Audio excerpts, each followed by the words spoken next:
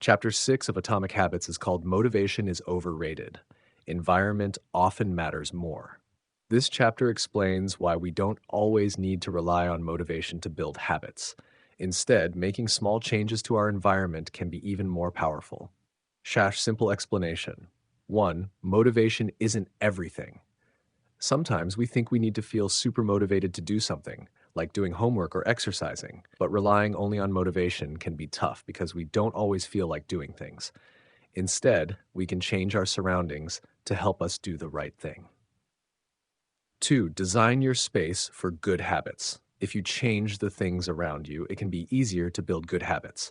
For example, if you want to practice playing the piano more, keep your piano where you can see it every day. This way, it reminds you to play. 3. Remove distractions.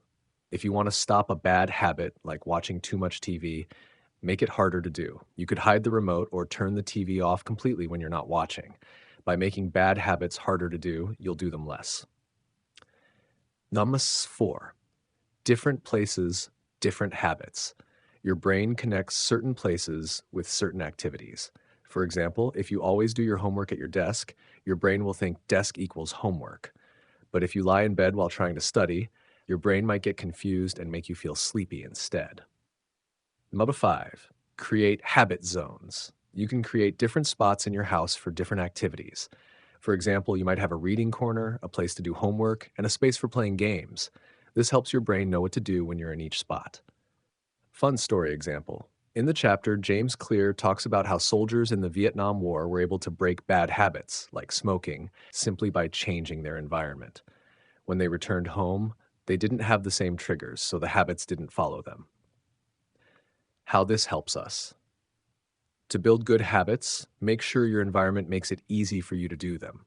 For example, leave your study materials on your desk to remind you to study. To stop bad habits, change your surroundings so it's harder to do those things. If you don't want to eat junk food, don't keep it in the house.